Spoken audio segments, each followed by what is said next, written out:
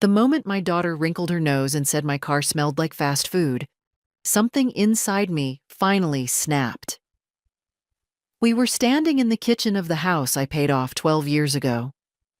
Morning light was coming through the blinds, hitting the old oak table where I'd just set down a paper bag with 2 sausage biscuits and a cup of burnt diner coffee I hadn't finished during my last DoorDash run.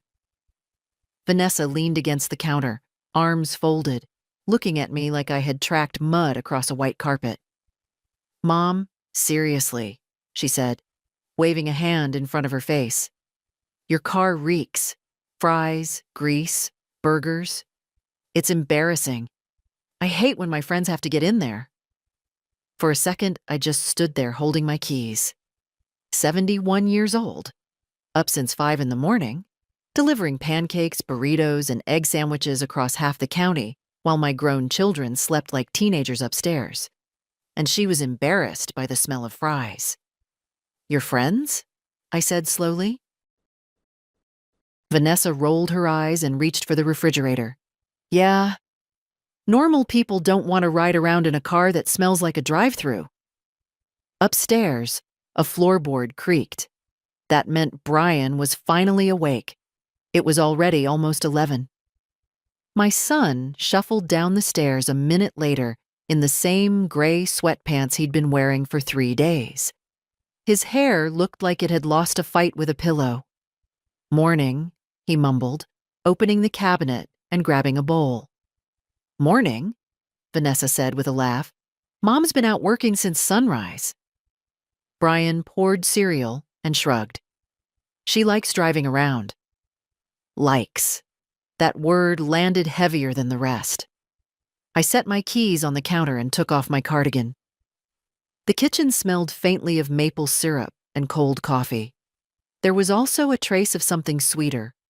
The cardamom bun I'd bought from a little bakery downtown during a delivery. I'd planned to eat it later.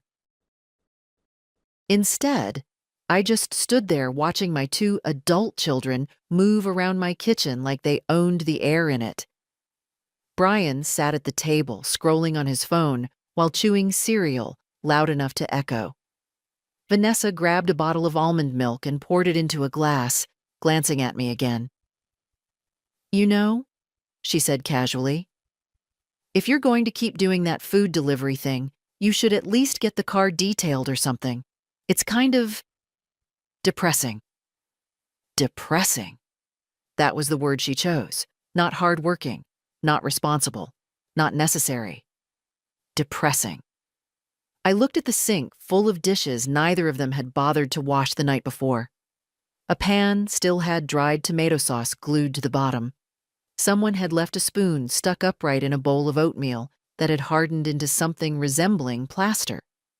The Wi-Fi bill was on the counter under a magnet shaped like a lemon.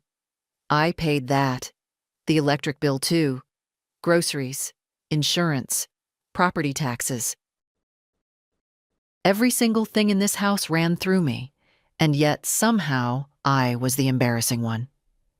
Brian glanced up from his phone. "Hey, Mom, did you grab more eggs while you were out?" I let out a quiet breath. "No," I said.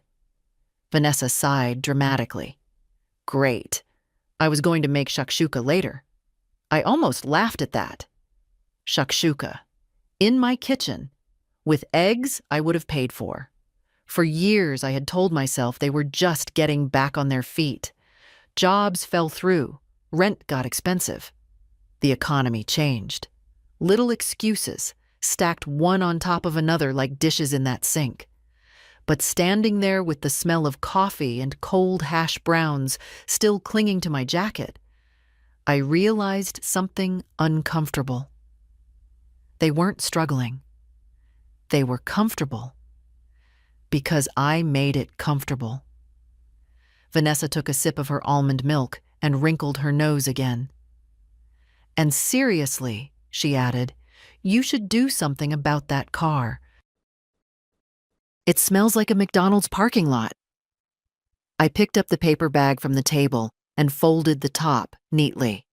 Then I walked to the trash can and dropped it inside. Neither of them noticed.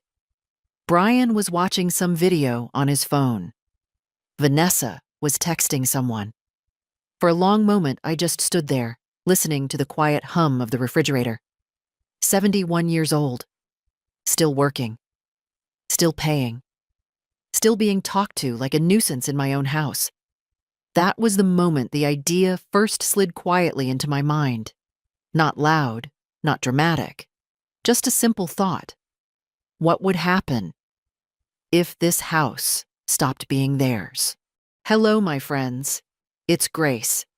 Our heroine Helen is 71 and still working while her adult kids sleep all morning.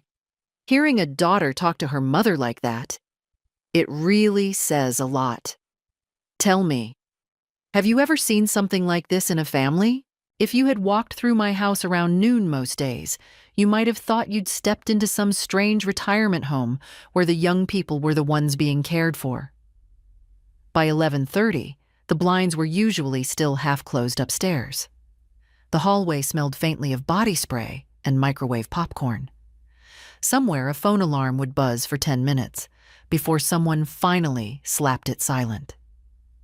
Meanwhile, I had already delivered 3 breakfasts, 1 oat milk latte, and a paper bag full of bacon croissants to a law office downtown. My mornings started at 5. I kept a small thermos in the car and a wool blanket folded behind the passenger seat for winter mornings. My Buick wasn't fancy, but it ran steady. The seats held the faint perfume of 1,000 deliveries: fries, garlic knots, cinnamon rolls, once even a container of pho that leaked star anise broth into the floor mat. Vanessa said the smell embarrassed her, but that smell paid the electric bill. I hung my cardigan on the back of a chair and started filling the sink with hot water. The dishes from last night clinked together as I stacked them. Someone had tried to rinse the pasta pot, but left a red ring of sauce hardened along the rim.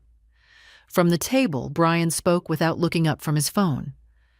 "So, no eggs?" "No eggs," I said. He sighed like a disappointed prince. "Guess I'll just order something." Of course he would. Vanessa was scrolling through something on her tablet now, legs crossed on the couch like she was in a cafe instead of her mother's living room. "You should try that Thai place on Maple," she told him. "Their pad krapao is insane." Brian nodded. "Yeah, but it's like $20. They both glanced toward me at the same time. It wasn't even subtle anymore. For years, I used to jump in right there. I'd say something like, "Don't worry, I'll grab groceries later, or I'll cover it this time." Today, I kept scrubbing the pan. The water smelled faintly of lemon soap. Outside, a delivery truck rolled past the house with that low diesel rumble that vibrates through the floorboards. Vanessa noticed my silence. "Mom," she said, "did you hear me?" "I heard you." Well? Well, what?" She frowned like I was the one being strange. "Are you going shopping later?" I rinsed the plate slowly. "Probably not." Brian leaned back in his chair. "Why not?" I shrugged. Didn't feel like it. That answer seemed to confuse both of them more than if I'd yelled. Vanessa stood and walked toward the fridge again. She opened it, stared inside for a few seconds, then shut it with a small, irritated push. "There's nothing here," she said. That wasn't exactly true. There was yogurt, half a jar of apricot preserves, some cheddar, a bundle of scallions, and the leftover lentil soup I'd made 2 nights ago in my old cast-iron Dutch oven. But none of it counted to them. Brian glanced at the fridge like it had personally offended him. "You used to keep it stocked." "Used to." I dried my hands on a towel and leaned against the counter. Funny thing about words. Sometimes they don't sting until you hear them out loud. Used to. They were right. I used to keep it stocked. I used to cook dinners that took 2 hours. I used to leave little containers of things in the fridge. Roasted carrots with honey, lemon chicken, once even a ridiculous saffron rice dish I'd learned from a cookbook after a delivery to a Persian restaurant. Back when I still believed gratitude was coming eventually. Vanessa sat back down with a huff. You know, she said, it would just be easier if you slowed down with all that delivery stuff and focused on the house again. Focused on the house that had been mine since 1994. The house whose mortgage I finished paying the year Brian turned 25. I looked around the kitchen slowly. The oak cabinets were a little worn at the handles now. The floor had a small crack near the dishwasher tile where Brian had dropped a toolbox years ago. The house had held birthdays, Christmas mornings, my husband's quiet laugh when he used to sneak extra sugar into his coffee, and lately, it had been holding 2 adults who treated it like a free hotel. Brian suddenly spoke again. Actually, Mom, he said, still staring at his phone, I might need to borrow the car later. I blinked once. My car? Yeah, just for a bit. Vanessa perked up. Oh, good idea, she said. Just air it out first. That was when I realized something that felt both heavy and strangely freeing. Neither of them had asked how my morning went. Neither had asked if I was tired. Neither had asked if I needed help. The only thing they had noticed about my work was the smell. I walked over to the window and looked out at the driveway. My old Buick sat under the maple tree, sunlight reflecting off the windshield. That car had taken me through rainstorms, snow, and one terrifying delivery during a thunderstorm that rattled the steering wheel. It had carried hundreds of meals. It had carried my independence. And suddenly, standing there in my own kitchen, another quiet thought formed beside the one from earlier. If the house disappeared, they'd have nowhere to sleep until noon. I watched a breeze move through the maple leaves outside. Then I said something that made Brian finally look up. No, I told him calmly. You can't borrow the car. He frowned. Why not? I turned from the window. Because, I said, I might need it. And for the first time in a long while, that was actually true. 2 days after the car smells like fast food comment, the real humiliation arrived. Not louder, just sharper. It was a Saturday, which meant the neighborhood was busy. Lawns getting mowed, dogs barking behind fences, someone grilling too early in the afternoon, so the smell of charcoal floated through the street like a lazy cloud. I had just finished a delivery, 3 banh mi sandwiches, and a little box of pandan cake from a Vietnamese cafe downtown. The smell of cilantro and pickled carrot still lingered in the car when I pulled into the driveway. My hands ached the way they sometimes do after a long morning of driving. Nothing dramatic. Just that quiet stiffness you earn after 71 years of using them. I grabbed my tote bag and walked toward the house. The front door was open. That alone was unusual. Inside, I could hear voices. Vanessa's voice, bright and performative, the way it gets when she's talking to people she wants to impress. And another voice I didn't recognize. I stepped into the hallway. I swear, Vanessa was saying with a little laugh, my mom just refuses to slow down. I paused by the doorway to the living room. There was a woman sitting on the couch, tall, polished, maybe early 40s, wearing a cream blazer and holding a glossy folder. A realtor's folder. Vanessa spotted me first. Oh, she said lightly, there she is. The woman turned and smiled politely.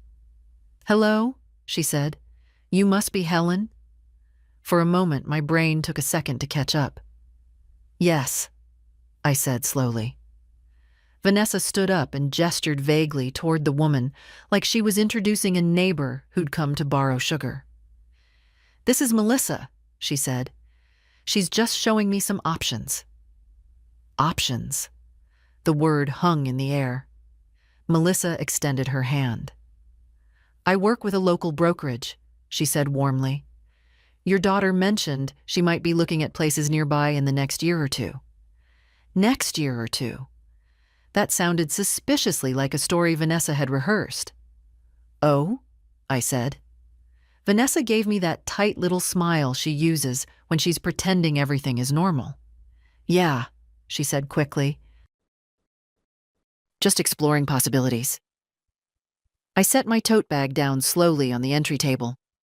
Inside the bag were two things: a folded DoorDash receipt and a small paper box holding a lemon tart the cafe owner had slipped in as a thank you for always being polite. Suddenly, I felt very tired. Melissa opened the folder and spread out a few glossy photos on the coffee table. Townhouses, new builds, open kitchens with white marble islands that probably stained the first time someone spilled wine. Vanessa pointed at one. "That one's nice," she said. Melissa nodded. "It's in a gated community, quiet area, a lot of young professionals." Young professionals. Brian wandered into the room at that moment, scratching the back of his head. "What's going on?" Vanessa gestured at the photos. "Just looking at houses." Brian leaned over the table. "Whoa," he said. "Those look expensive." Melissa smiled politely again. "Well, it depends on the financing." Vanessa waved her hand casually. "Oh, we'd figure it out." We. That word landed in the room like a dropped glass. I watched my daughter lean over those photos as if she were already living in them, already arranging furniture, already inviting friends over. And not once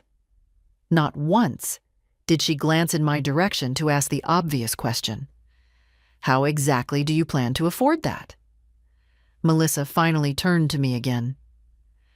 "Your daughter says you've been here quite a while," she said kindly. "Since 1994, I replied. Her eyebrows lifted slightly. "That's wonderful." Vanessa laughed. "Yeah, Mom's basically glued to this place." Glued. Like I was some old piece of furniture no one had gotten around to throwing away yet. Brian flipped one of the photos over. "Wait," he said. "How much is this one?" Melissa mentioned a number. Brian whistled. Vanessa didn't. Instead, she said something that made the air in the room change temperature. "Well," she said, glancing at me briefly, "eventually we'll have the equity from this house anyway." Eventually. Equity. This house? It was such a casual sentence. So smooth. As if my life had already been converted into their future down payment. I looked at the photographs again. Bright kitchens. Clean walls. Empty rooms waiting for someone else's story.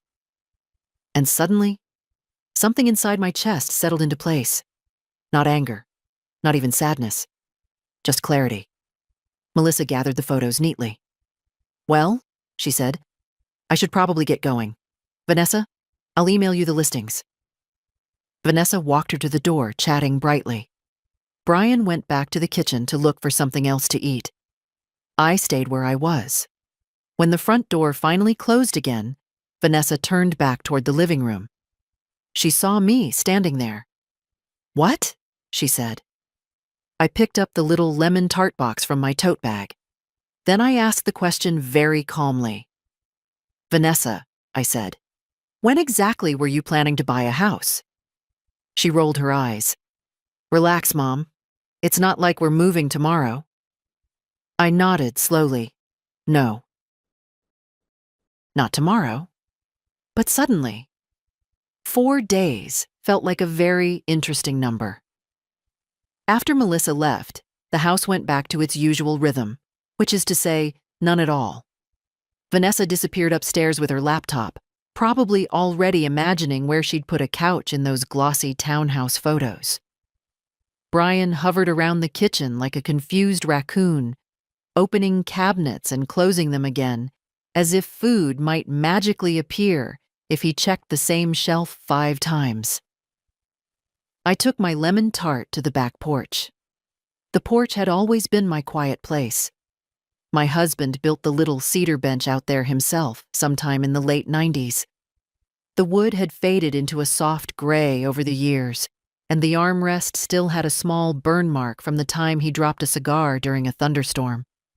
I sat down and opened the pastry box. The tart was delicate. Thin crust, pale yellow filling, a dusting of powdered sugar. The cafe owner had slipped it into my delivery bag earlier that morning and winked. "For the nicest driver we have," he'd said. Funny how strangers sometimes treat you better than family.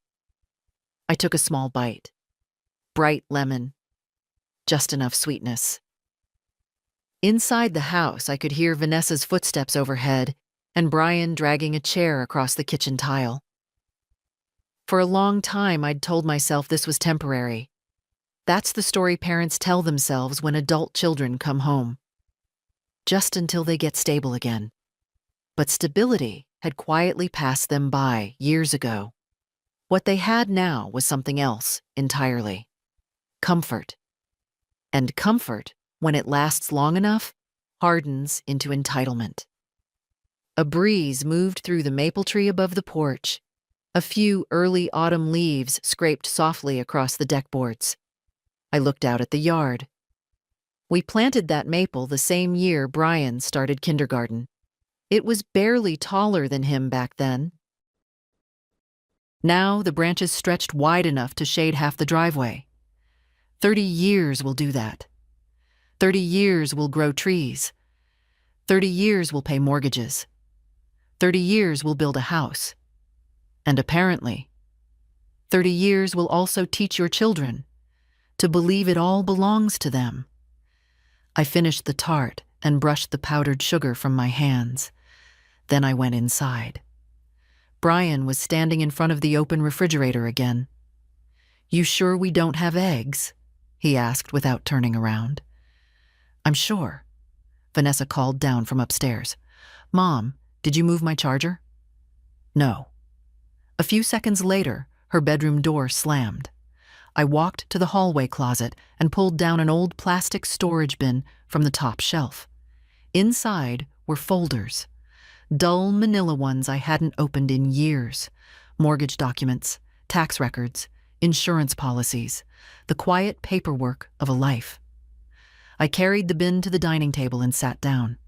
Brian glanced at the stack. "What's all that?" "Old house papers," I said.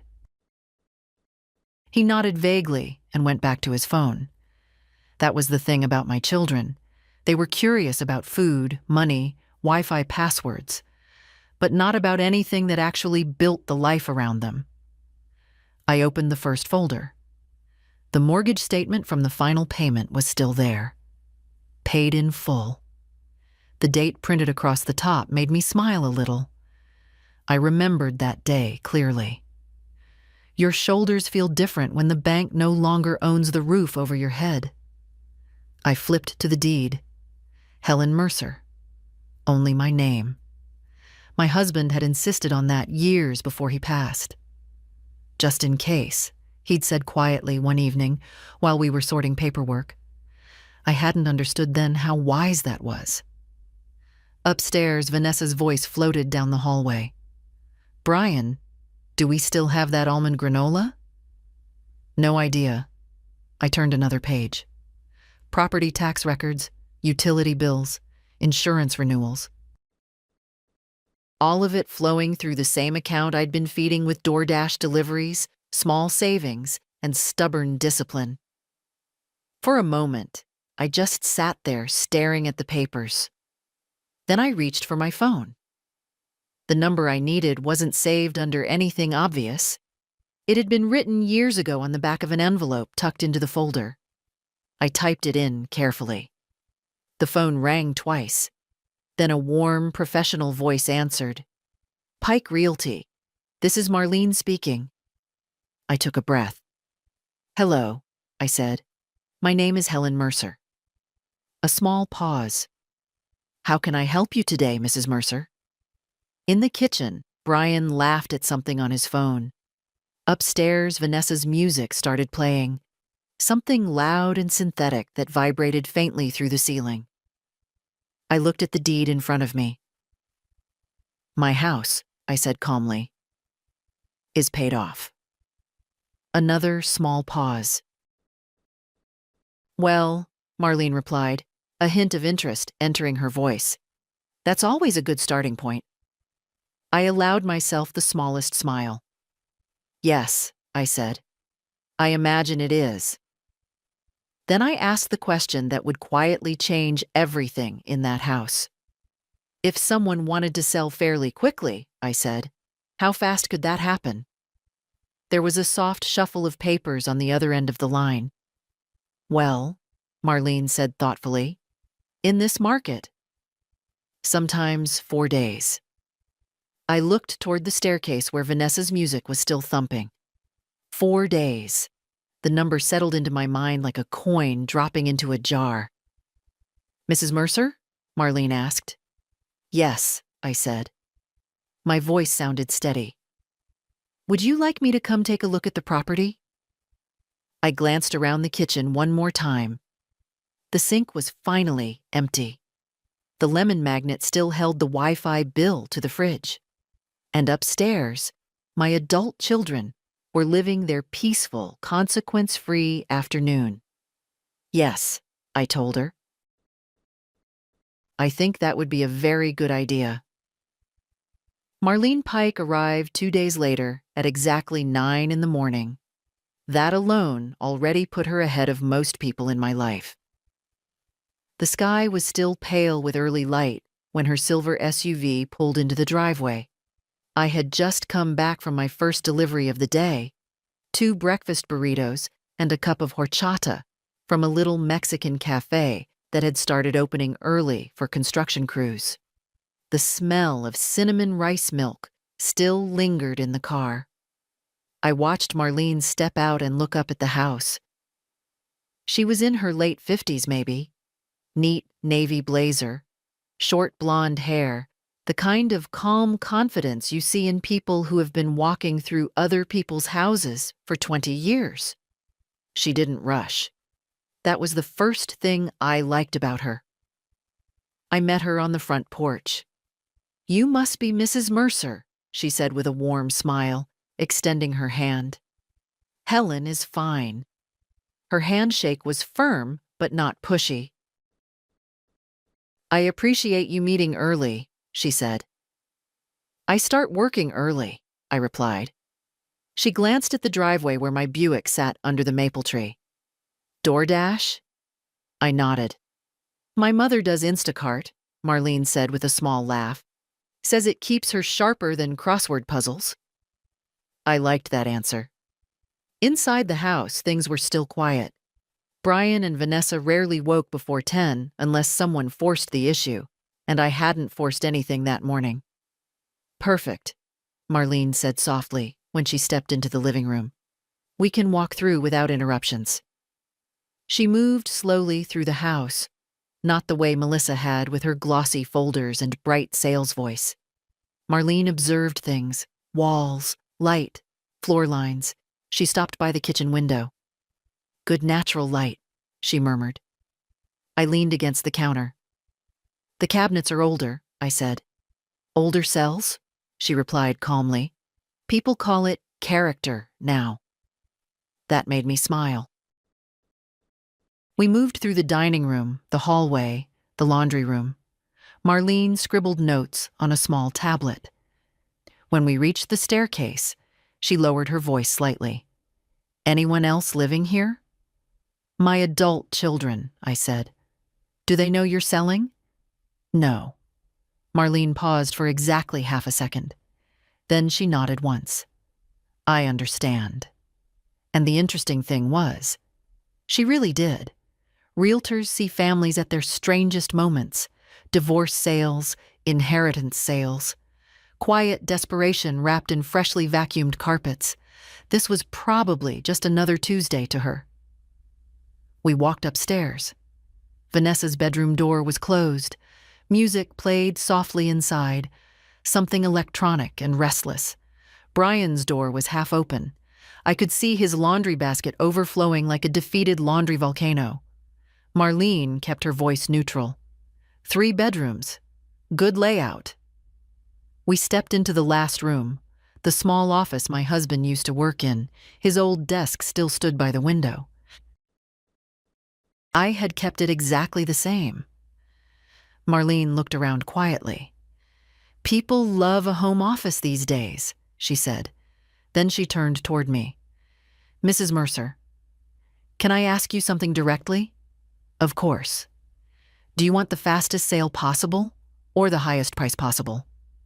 That question sat between us for a moment, because the honest answer was a little bit of both. But the real answer was something deeper. "I want clean," I said finally. Marlene's eyebrows lifted slightly. "Clean?" "No complications," I said. "No delays. No negotiations dragging on for months." She nodded slowly. "That usually means pricing it right from the beginning." "That's fine." We walked back downstairs. As we reached the kitchen, Brian shuffled in, wearing a wrinkled t-shirt and blinking at the sunlight like a cave animal emerging into the world. He looked at Marlene, then at me. Who's this?" Marlene smiled politely. "Good morning?" Brian looked confused. I poured myself a cup of coffee before answering. "This is Marlene Pike," I said calmly. "She's a realtor." Brian scratched his head. "A realtor?" "Mm-hmm." He looked from me to Marlene again. "For what?" Marlene glanced at me, giving me the choice. I took a slow sip of coffee. Then I said the sentence as evenly as possible. "She's here to help me sell the house." The silence that followed could have been bottled. Brian blinked twice. "Wait," he said. "What?" Upstairs, Vanessa's music stopped suddenly, which meant she had probably heard every word through the floorboards. Marlene closed her tablet with quiet professionalism. "Well," she said gently, "I'd say this house will photograph beautifully." Brian stared at me like I had just spoken another language. "Mom, what are you talking about?" I set my coffee cup down, and for the first time since that conversation in the kitchen, I felt completely calm. "Don't worry," I said. "You'll have plenty of notice." For about 5 seconds after I said, "She's here to help me sell the house," Brian just stood there blinking. Not angry, not even confused enough to ask the right questions.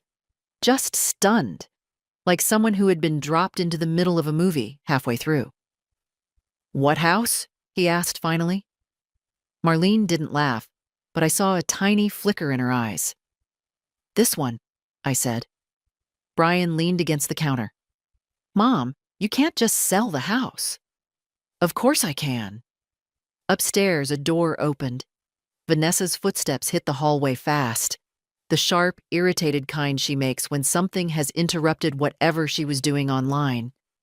"What's going on?" she called down. She appeared at the top of the stairs wearing a silk robe and holding her phone. Then she saw Marlene. Then she saw Brian's face. Then she looked at me. "What did you do?" The tone already assumed guilt. I folded my hands calmly on the counter. "I'm selling the house." Vanessa actually laughed, not a pleasant laugh. A "that's ridiculous" laugh. "Mom," she said, shaking her head, "very funny." "Seriously, though, what's she doing here?" Marlene stood with perfect professional patience, her tablet tucked neatly against her side. "I'm a listing agent," she said politely. Vanessa's smile slowly disappeared. "You're joking." "No."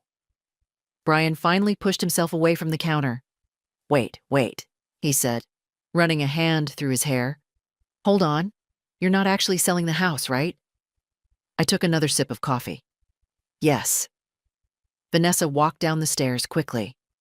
"You can't do that." I tilted my head. "Why not?" She opened her mouth, closed it again, then tried something else. Because we live here. That word again. We. I looked at her carefully. You stay here. Brian frowned. Mom, what's that supposed to mean? It means the house belongs to me. Vanessa crossed her arms. Well, obviously we know that, but what? She hesitated. That was the problem when someone had been living inside an assumption for years. When the assumption cracked, the logic underneath it was usually pretty thin. You can't just decide something like that without talking to us, she said finally. I almost smiled. I just did talk to you. Brian rubbed his temples. This is crazy. Marlene stepped in gently, the way people do when they've seen family tension before. If it helps, she said calmly, nothing happens overnight. Selling a house takes a little time. Vanessa turned toward her. Good, she said quickly, because this isn't happening. Marlene didn't argue. She just looked at me. I answered for both of us. Oh, I said quietly. It's happening. Vanessa stared at me like she was trying to figure out whether I'd suddenly developed a brain tumor. You're being dramatic, she said. Am I? Yes. Brian pointed toward the hallway. Mom, come on. Let's just talk about this for a second. We are talking. No, he said, lowering his voice. Like actually talk. He gestured toward the living room. I followed him in there. Vanessa stayed near the doorway with her arms crossed, while Marlene politely pretended to study a framed photo on the wall. Brian spoke first. Okay, he said. What's going on? Nothing. You don't randomly sell a house for nothing. It wasn't random, Vanessa scoffed. This is about the stupid car comment, isn't it? I didn't answer right away, which told her enough. Oh my God, she said, throwing her hands in the air. Mom, you're being ridiculous. Brian looked irritated now. Seriously? Because we said your car smells like fast food. That's not why. Then why? I looked around the living room, the couch, the rug, the bookshelf with the cracked spine of the cookbook my husband loved. Then I looked back at them. You two sleep until noon, I said calmly. Vanessa rolled her eyes. So? You eat the food I buy. Brian opened his mouth to interrupt. You use the internet I pay for, I continued. Vanessa groaned. Here we go. You treat my work like it's embarrassing. Brian shook his head. Mom, nobody said that. You said the smell of fries was embarrassing. Vanessa laughed again. That's not the same thing. I folded my hands. For me, it is. The room went quiet. Brian glanced toward Marlene, suddenly aware there was a stranger witnessing all of this. Look, he said carefully. If you're upset, we can talk about it. But selling the house is extreme. Maybe. Vanessa stepped forward. You're not kicking us out over a smell. I held her gaze. No, I said. I'm selling the house. Marlene cleared her throat softly. Mrs. Mercer, she said, if you're ready, I can schedule the photographer and start preparing the listing. Vanessa turned toward her. You're seriously entertaining this? Marlene smiled politely. I represent the homeowner. Vanessa looked back at me. Her voice dropped. You wouldn't actually do this to us. That word again. Us. I picked up my car keys from the table. I already did, I said. Then I walked toward the door. Where are you going? Brian asked. Back to work? Vanessa stared after me. You're unbelievable. I paused on the porch, turned back once. You might want to start thinking about what you're going to do next, I said calmly, because the photographer comes tomorrow morning. The photographer arrived the next morning at 8:30. His name was Lucas, a thin young man with a camera bag that probably cost more than my Buick. He stepped out of a small hatchback, stretched his arms once, and looked up at the house with the quiet focus of someone already planning angles in his head. I had been up since 5 again. 3 deliveries before sunrise. 1 order of blueberry pancakes, 2 breakfast sandwiches, and a tray of pistachio croissants from a French bakery that always wrapped things in crisp white paper, like it was sending little gifts out into the world. When I pulled into the driveway, Lucas was already setting up a tripod near the walkway. "Mornin'," he said. "Morning." He glanced at the house. Nice place. I looked at it too. It really was. The maple tree had turned slightly more gold overnight, and the early sun lit the front porch in that soft way that makes everything feel calmer than it actually is. Inside the house, things were not calm. Vanessa had been pacing since 7. I knew because she had woken me up at 6:30, knocking on my bedroom door like the house was on fire.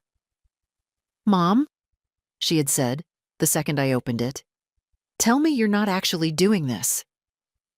I had simply said, "Good morning." Now, as Lucas followed me through the front door with his camera equipment, the tension inside the house felt like static before a storm. Vanessa stood in the living room with her arms crossed. Brian sat on the couch scrolling his phone, but looking up every few seconds. Lucas paused politely. "Should I wait?" he asked quietly. "No," I said. "Go ahead." Vanessa turned toward him. "You're seriously going to take pictures of our house?" Lucas blinked, then looked at me. I nodded. "Yes." Professional instincts kicked in immediately. He smiled politely. "Won't take long." Vanessa threw her hands in the air. "This is insane." Lucas started in the living room.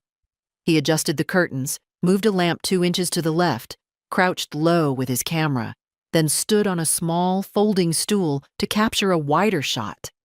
Click, click, click. Each shutter sound felt like another brick being laid in a wall Vanessa couldn't climb over. Brian watched for a while. Then he leaned toward me. "Mom, you're really going through with this?" "Yes." "But why now?" I thought about that question for a moment. Because the truth was, the decision had been forming quietly for a long time. It didn't begin with the smell comment. That was just the moment the fog lifted. "Because I should have done it sooner," I said. Brian rubbed his face. "This is going to mess everything up." Lucas moved into the kitchen. The morning light filled the room beautifully. He photographed the countertops, the window, the old oak cabinets Marlene had called character. Vanessa followed him like an irritated shadow. "You can't photograph my room," she snapped. Lucas stopped mid-step. "Actually," he said carefully, "bedrooms are part of the listing." Vanessa looked ready to explode. "No." I stepped into the hallway. "It's fine," I said. She turned toward me. "No, it's not fine. My stuff is in there." "Then maybe you should have cleaned it." Brian let out a quiet laugh before catching himself. Vanessa spun toward him. "This isn't funny." Lucas waited patiently. Realtors and photographers must see arguments like this every day. Finally, Vanessa stepped aside dramatically. "Fine," she said. "Take your stupid pictures." Lucas moved upstairs. Brian leaned back on the couch again. "You know," he said slowly, "Vanessa thought you were bluffing." "I wasn't. I can see that now." A few minutes later, we heard Lucas's camera clicking upstairs. Vanessa's voice followed. "Don't photograph that corner." Click. I said don't. Click. I sat down in the kitchen chair and looked out the window. The maple leaves moved gently in the breeze. 4 days. Marlene had said houses sometimes sold that fast in this market. 4 days. Brian eventually spoke again. "So, what happens if it sells?" It will. He stared at the floor. And us? That was the first honest question either of them had asked. You'll figure something out, I said. He looked up sharply. Mom. Yes? You can't just throw us out. I met his eyes. I'm not throwing you out. Lucas came down the stairs at that moment with his camera hanging around his neck. All set, he said cheerfully. Great house. Vanessa stood at the top of the stairs, glaring at everyone. Lucas packed up his equipment. I'll send the photos to Marlene this afternoon, he said. Listing should go live pretty quickly. Pretty quickly. Brian stood slowly. Mom? But I was already reaching for my keys. I have a lunch delivery window, I said. Vanessa laughed again, but it sounded thinner this time. You're really leaving right now? Yes. Brian followed me to the door. When does the listing go up? Probably today. He ran a hand through his hair. And then what? I opened the front door. Then we see how fast 4 days can pass. Outside, the autumn air smelled faintly of wood smoke and fresh bread from the bakery down the street.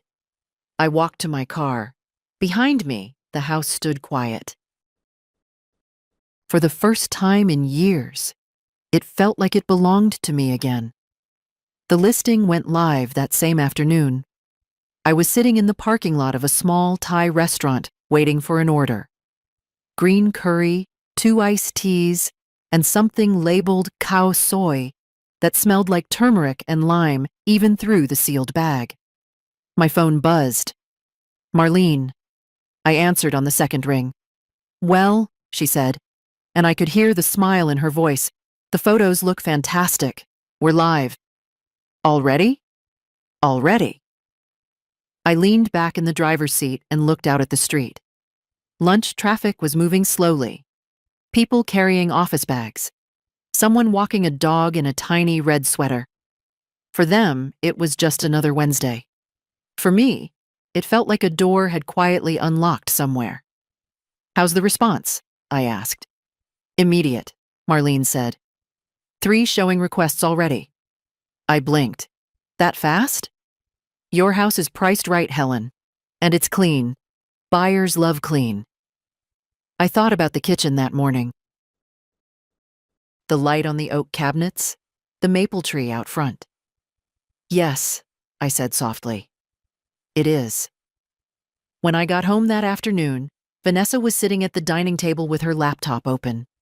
Brian stood behind her, both of them staring at the screen like they were watching a live news broadcast. Vanessa looked up the second I walked in. It's online. I hung my keys on the hook by the door. Yes. Brian turned the laptop slightly so I could see. There it was. My house, bright photos, wide angles, sunlight pouring through the windows like the place belonged in a magazine. Charming 3-bedroom home, Vanessa read aloud in a mocking voice. Warm, natural light, mature maple tree, classic oak cabinetry. She slammed the laptop shut. You staged it. No, I said. It just looks nice. Brian rubbed the back of his neck. There are already showing times, he said quietly. Yes. Vanessa stood up. You didn't even ask us. I took off my cardigan. You already said that. And you don't care? I care, I said. I just made a decision anyway. She stared at me like she didn't recognize the woman standing in front of her. That might have been true. Brian opened the laptop again. Tomorrow, he said slowly, 2 showings. Vanessa leaned over his shoulder. And 1 Friday morning. Her voice had changed slightly now. The anger was still there, but something else had crept in. Unease. Mom, Brian said carefully, what happens if someone actually buys it? I walked into the kitchen and poured myself a glass of water. They probably will. That's not what I asked. I drank half the glass before answering. If someone buys it, I said calmly, we move out. Vanessa slammed her hand on the table. This is unbelievable. Brian looked like he might actually be calculating something now. How long would we have? Depends on the closing, I said. Usually 30 days. Vanessa's eyes widened. 30 days? Yes. You're giving us 30 days to find somewhere to live? I'm selling a house, I corrected. That's the same thing. Brian sat down slowly. Vanessa. What? She snapped. He gestured at the laptop. Look at the price. She did. Then she looked at me again. And where exactly are you going to go? She asked. That question hung in the air for a moment. Because until that second, they hadn't even considered that part.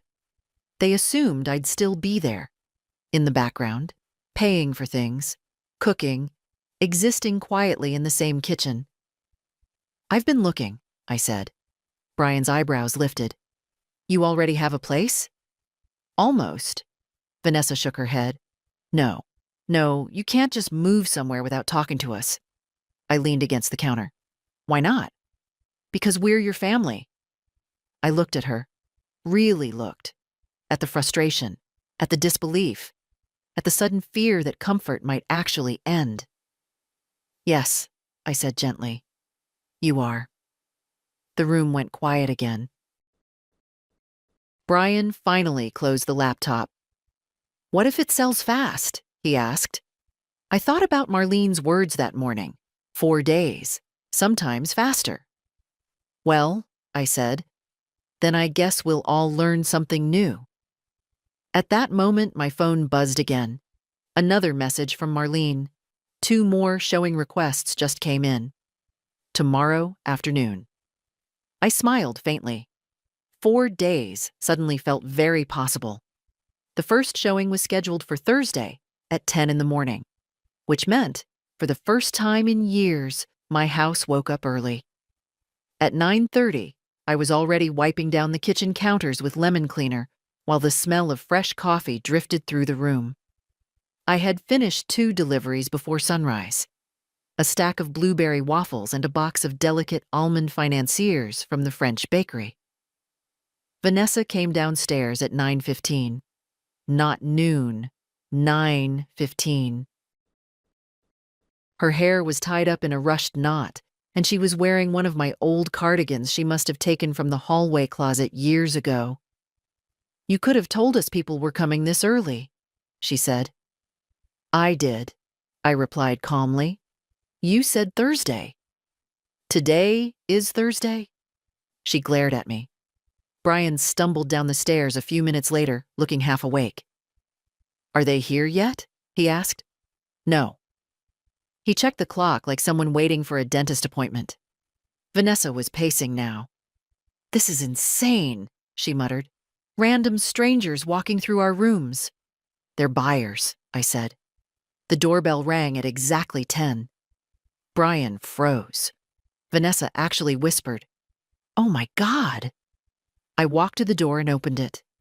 A young couple stood on the porch. Maybe early 30s. The woman held a small notebook, and the man looked around the yard with quiet interest. Behind them stood Marlene. Good morning, Helen, she said warmly. Morning. The couple introduced themselves as Daniel and Priya. Polite, respectful. They even complimented the maple tree before stepping inside. That alone earned them points in my book. Vanessa hovered near the staircase like a security guard who hadn't been trained properly. Brian leaned against the wall, pretending to check his phone while secretly listening to everything. Marlene guided the couple through the living room. Original oak floors, she said. Beautiful, natural light. Daniel nodded. Feels very solid. Priya stepped toward the kitchen window. Oh, I love this view, she said softly. Vanessa crossed her arms tighter. They walked through the kitchen, the hallway, upstairs.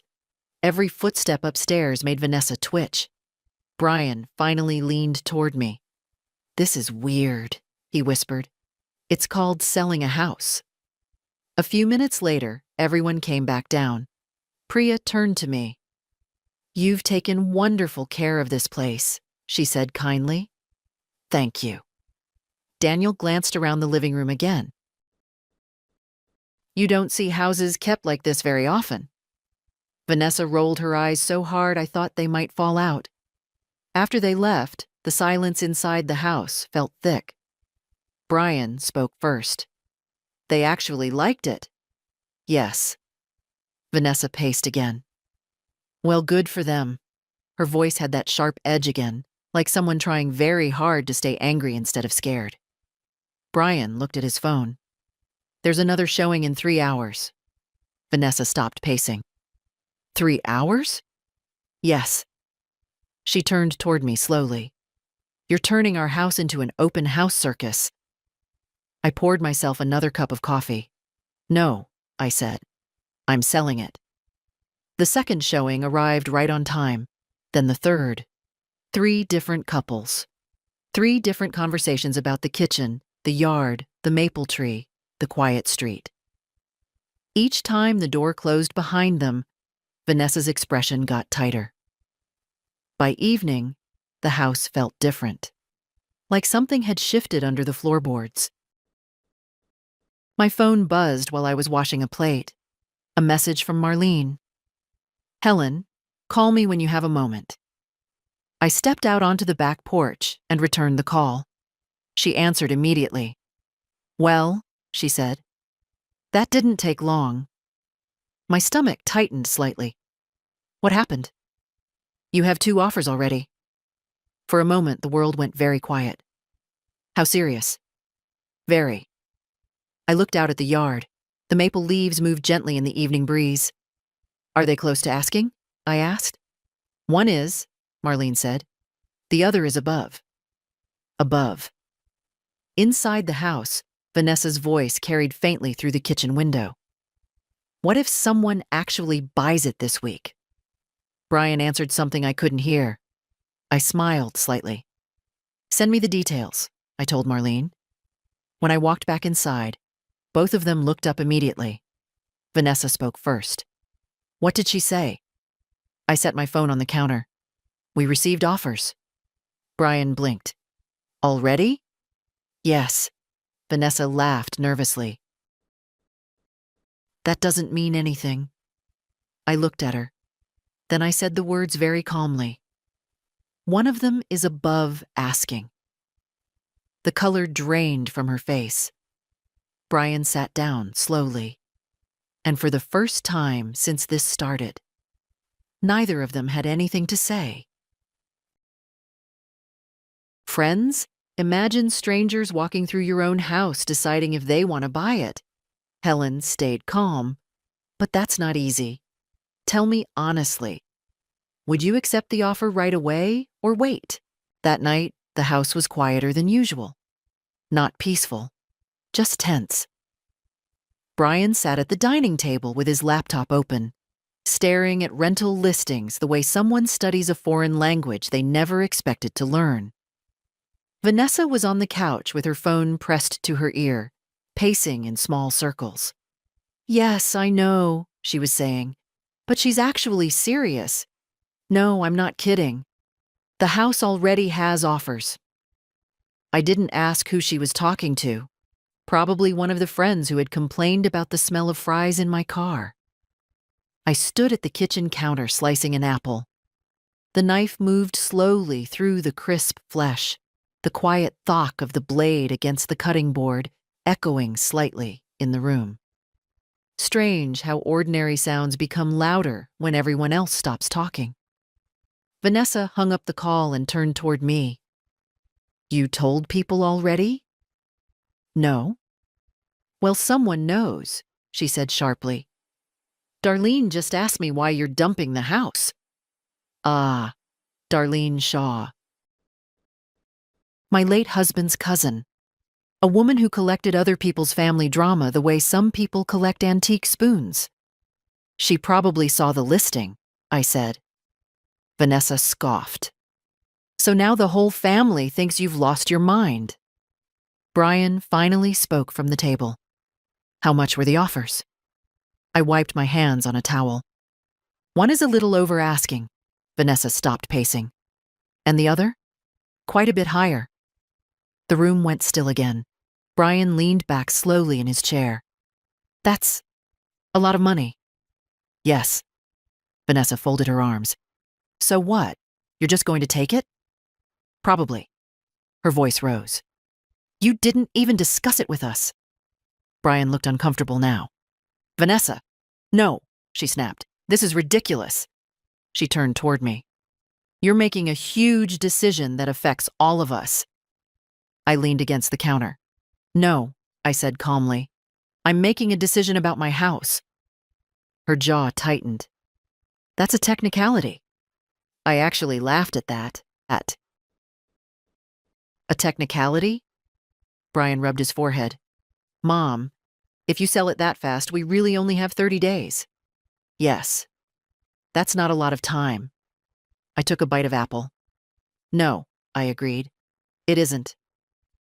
Vanessa stared at me like she was trying to force guilt into the room. Where are we supposed to go? I chewed slowly. I'm sure you'll figure something out. Brian spoke carefully now.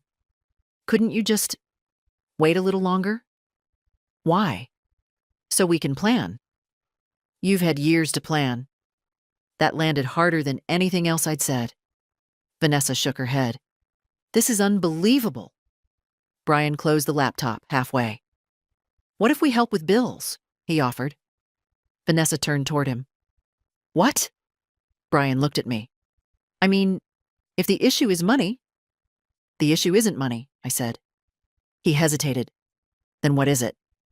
I set the apple slice down. The issue, I said quietly, is respect. Neither of them answered. Vanessa looked away first. Brian stared at the table. After a moment, Vanessa grabbed her phone again. This isn't over, she said. I'm calling Ethan. That name made me pause slightly. Ethan Cole? Family attorney. He had handled some paperwork years ago after my husband passed away. Brian frowned. What's Ethan going to do? Vanessa lifted her chin. Maybe he can talk some sense into Mom. I almost smiled. Go ahead, I said. She narrowed her eyes. You're not worried? No. Brian looked between us. Why not? I rinsed the knife in the sink. Because I already knew something Vanessa didn't. Something my husband had arranged a long time ago. The deed, the ownership, the legal details no one ever cared to ask about. When Vanessa dialed Ethan's number, I simply dried my hands and picked up my car keys. Where are you going now? Brian asked. Dinner deliveries. Vanessa scoffed. Unbelievable. I walked to the door. As I stepped onto the porch, I heard her voice inside the house. Ethan? Hi. Yeah, it's Vanessa. I need to ask you something about a house sale. I closed the door behind me. The evening air smelled like rain and distant barbecue smoke. In the driveway, my Buick waited under the maple tree. For the first time in years, I was looking forward to the next 30 days. Vanessa's call to Ethan lasted almost 40 minutes. I know that because I was still out doing deliveries when it ended. The evening shift had picked up faster than usual. One order took me to a small Ethiopian restaurant across town, where the owner packed the food in round metal containers wrapped with foil.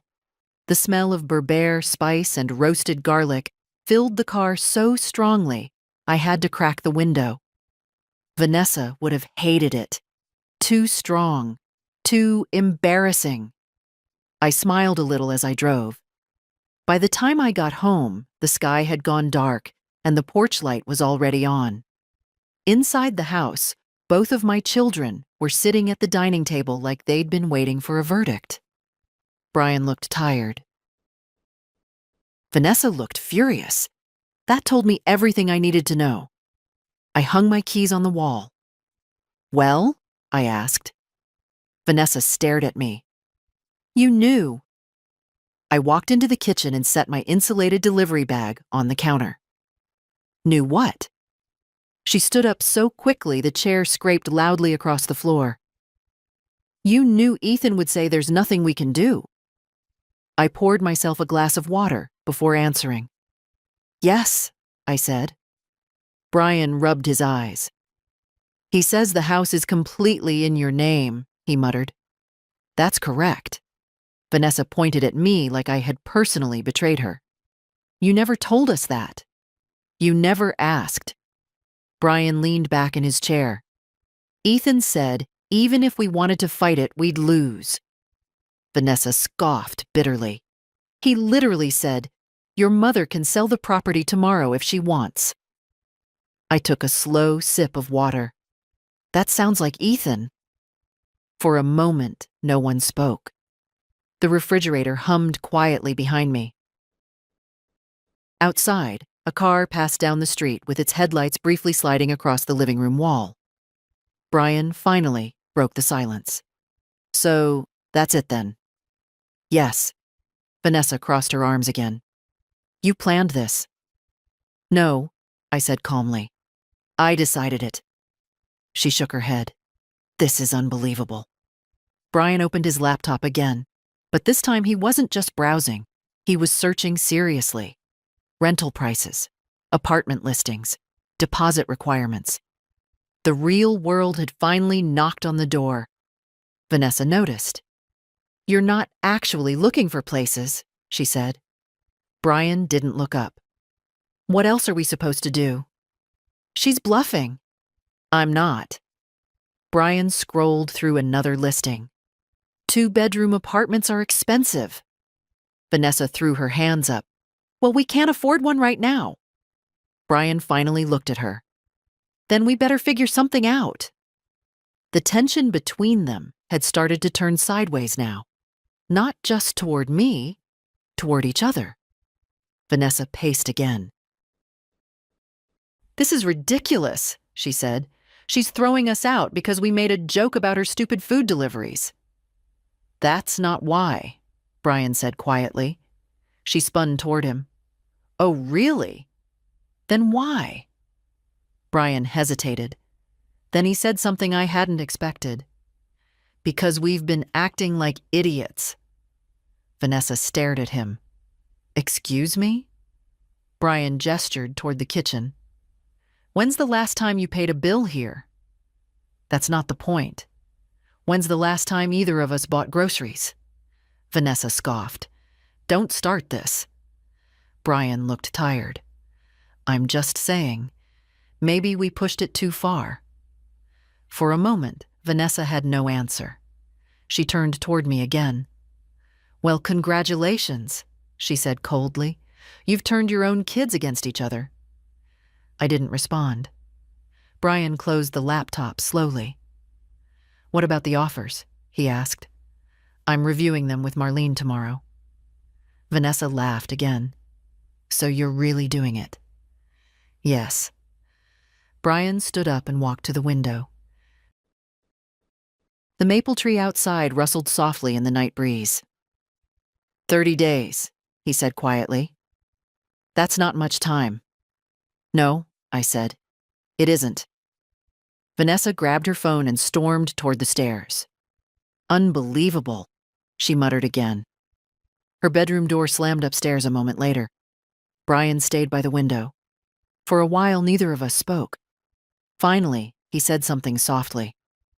You're serious about leaving too, aren't you? Yes.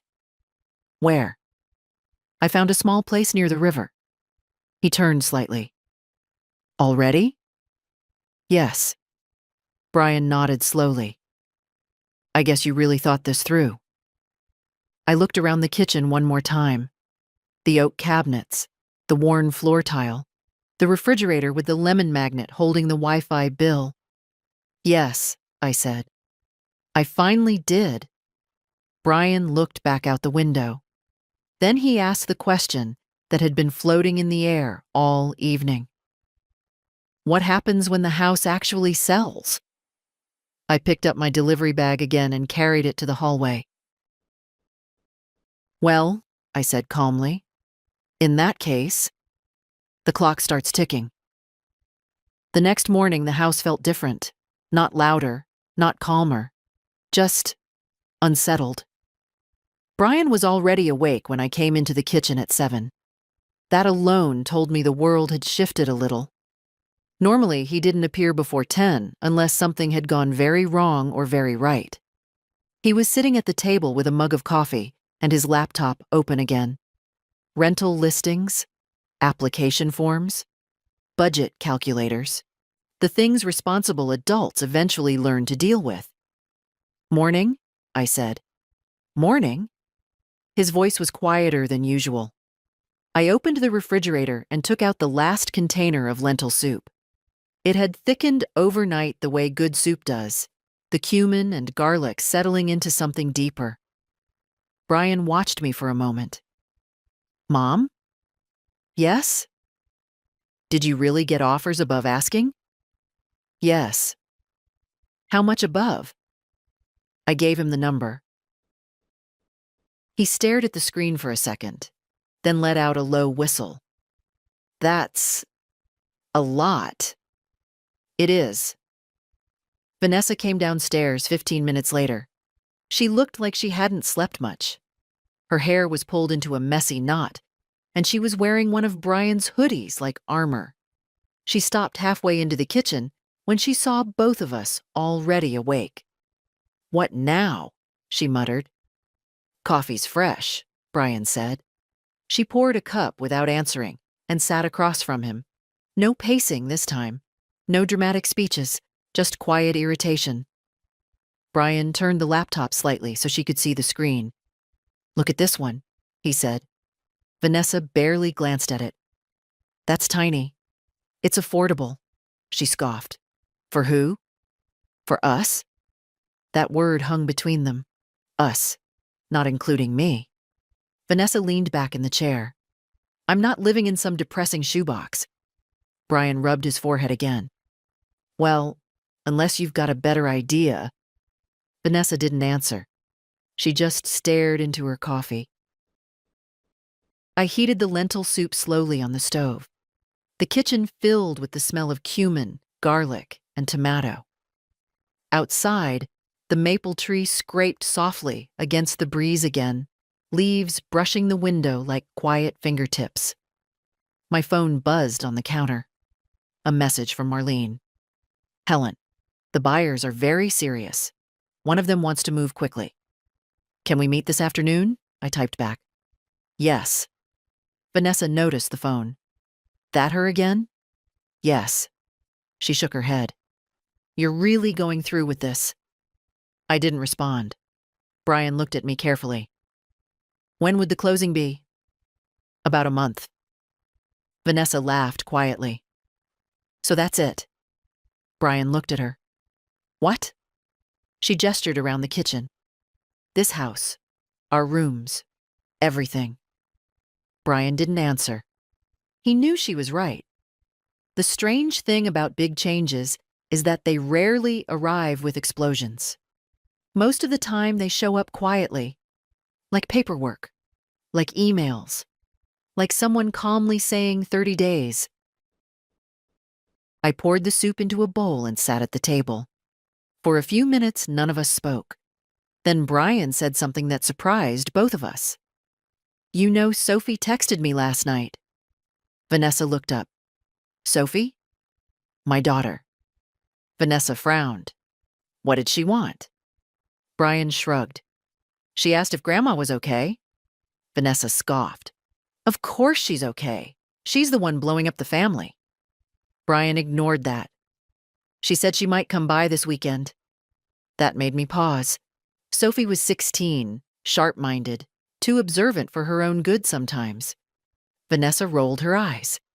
"Great. Now the kids are getting dragged into this." Brian looked at her. "She just wants to see Grandma." Vanessa didn't reply.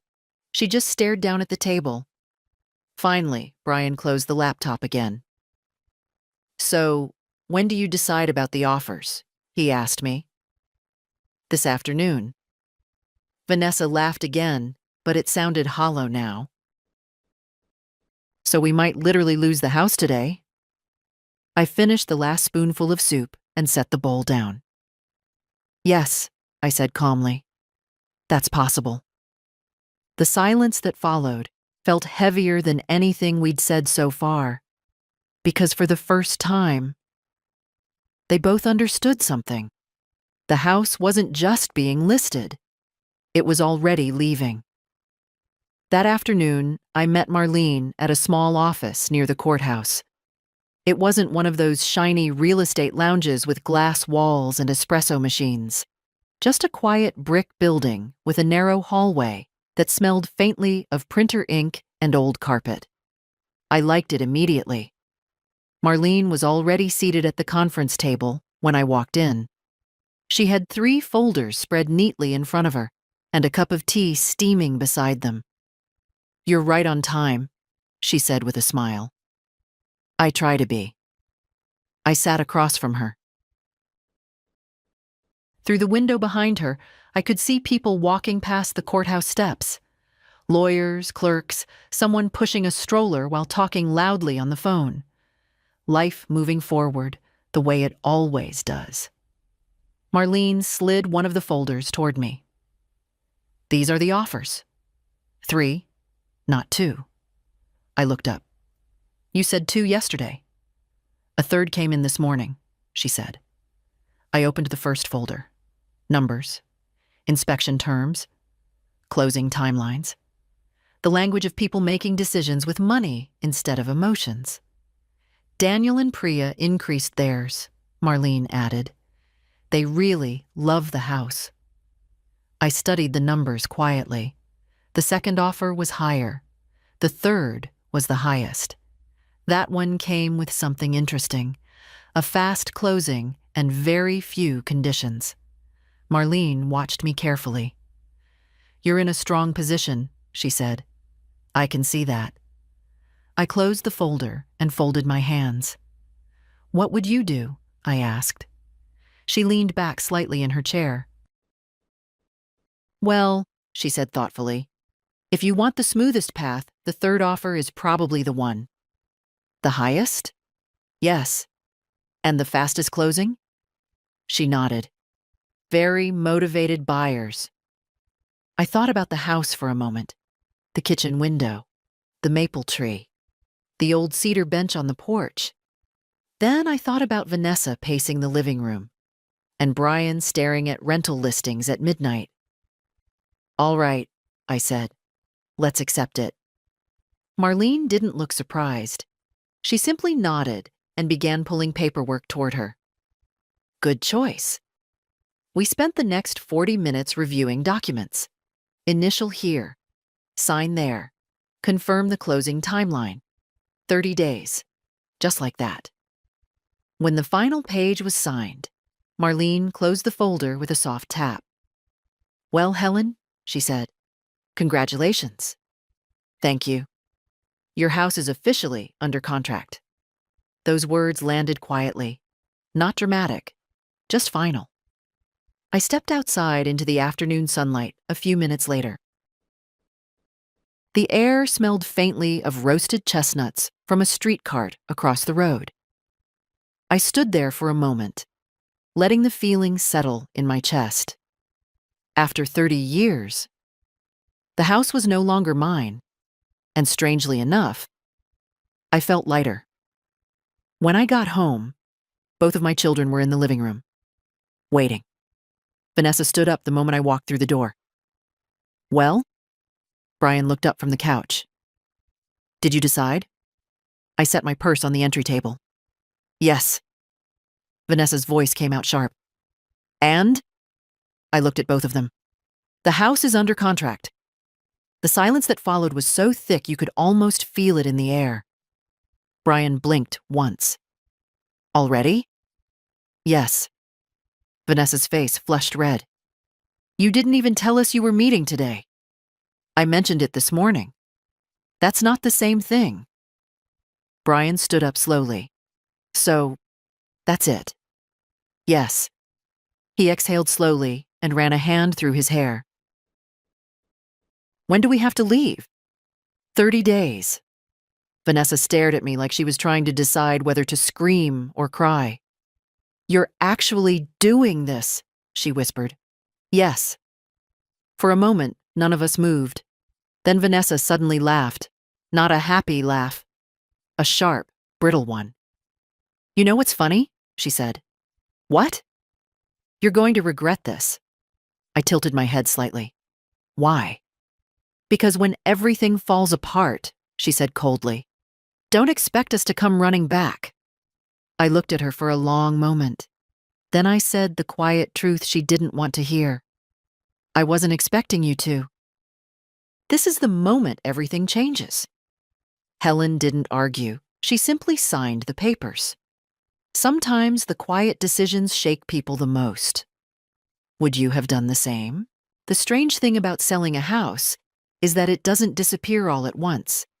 It fades, one drawer at a time, one empty shelf at a time, one quiet room after another.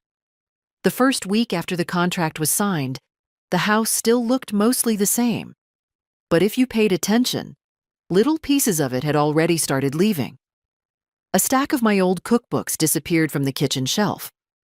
2 boxes appeared by the hallway closet. My winter coat slowly migrated into a suitcase near the bedroom door. Vanessa pretended not to notice any of it.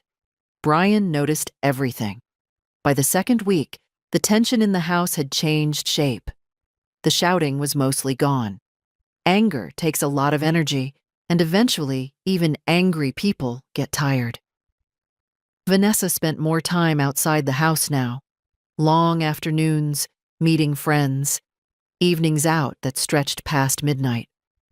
Brian stayed home more. One afternoon, I came back from a delivery with a paper bag full of leftover empanadas from a small bakery on Riverside. The owner always slipped an extra one into the bag when business was slow. Brian was sitting at the dining table surrounded by papers. Apartment applications, lease agreements, a calculator. "You find something?" I asked. "Maybe." He turned the laptop toward me. It was a small 2-bedroom apartment above a hardware store about 15 minutes away. Not glamorous, but clean. "Rent's manageable if we split it," he said. "Good." He hesitated. "Vanessa hates it." "That's not surprising." He gave a tired half smile. "She thinks something better will come along." I set the empanada bag on the table.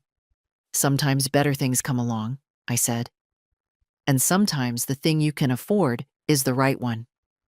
Brian nodded slowly. "You always think about things like that, don't you?" "Yes." We sat quietly for a minute. Then he said something unexpected. "I didn't realize how much stuff you actually handle in this house." I raised an eyebrow. "Oh?"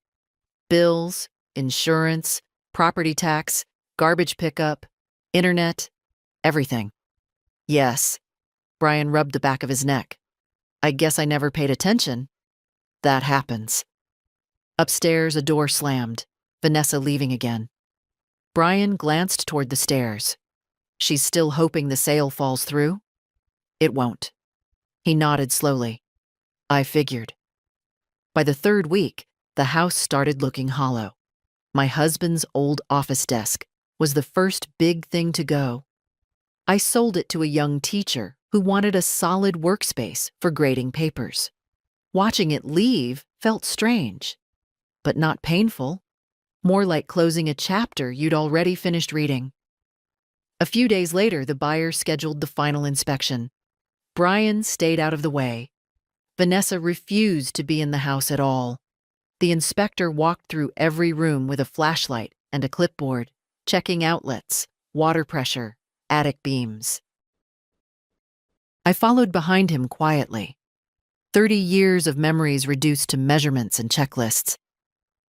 "That maple tree's in great shape," he said at one point, while looking out the window. "Yes," I said. "It's been here a long time." When he left, the house felt even emptier. The final week came faster than I expected. Boxes lined the hallway. Closets echoed. Even the refrigerator looked lonely with only a few containers left inside. On the last evening before closing, Brian stood in the kitchen holding a mug of tea. "Vanessa signed the lease," he said. "That's good. We move into the apartment tomorrow." I nodded. "And you?" "I'm leaving tonight." He blinked. "Tonight?" "Yes." "You're not staying for the closing?" "The lawyer is handling it." Brian looked around the kitchen slowly. Then he looked back at me. "You already packed everything important, didn't you?" "Yes." He nodded again. "Where exactly is your new place?" "Near the river." He smiled faintly. "You always liked the water." "I did." We stood there quietly for another moment. Then Brian said something that surprised me again. "I think Sophie will visit you there." "I'd like that." Outside, the evening wind moved through the maple leaves. The sound was softer now, like the house already knew it belonged to someone else. I left the house just after sunset. Not with a moving truck. Not with a long goodbye. Just my Buick, 2 suitcases in the trunk, and a small box on the passenger seat with the things that mattered most. My husband's watch, a bundle of old photographs, a quilt my mother stitched in 1978, and a little tin of Darjeeling tea I'd been saving for a quiet evening. The kitchen lights were still on when I walked out. For a moment, I stood on the porch and looked back through the window. The oak cabinets, the familiar counter, the place where I had made 30 years of dinners. Funny thing is, I didn't feel sad. I felt finished. Brian had already taken the last of his boxes earlier that afternoon. The apartment lease started today, and he wanted to get settled before work on Monday. Vanessa left an hour after him. No goodbye, just the sound of her car door slamming and tires rolling down the street. The house had been completely quiet ever since. I locked the front door, slipped the keys into the envelope my lawyer asked me to leave, and set it on the entry table. Tomorrow, the buyers would walk in with their own keys, their own furniture, their own lives, and the house would start a new story. I got into the car and sat there for a minute. The maple tree rustled above me in the evening breeze. 30 years, a marriage, 2 children, a lifetime of grocery lists, birthdays, burnt toast, winter mornings, and summer barbecues. All of it had happened under that roof. And now it was over, not erased, just complete. I started the engine. The drive to my new place took about 20 minutes. Closer to the river, just like Brian remembered. The apartment building wasn't fancy. 3 floors, pale brick, a narrow balcony overlooking a slow stretch of water that turned silver in the moonlight. But when I stepped inside, it was quiet. Not the tense quiet of a house full of arguments. A peaceful quiet. The kind that lets you hear your own breathing again. I carried my suitcases inside and set the little tea tin on the kitchen counter. The place smelled faintly of fresh paint and clean wood. I opened the balcony door. Cool evening air drifted in from the river. Somewhere nearby, a boat motor hummed softly across the water. For the first time in years. No one needed anything from me. No one was waiting for groceries. No one was complaining about the smell of fries. Just me. And a quiet place to start again. I leaned on the balcony railing and looked out at the river for a long moment. Then I smiled. Because the truth was simple. I hadn't lost a house. I had finally gotten my life back. So that was Helen's story. Some people will say she was right. Others will say family should always come first. What do you think? Did Helen do the right thing? Let me know in the comments, and don't forget to like and subscribe.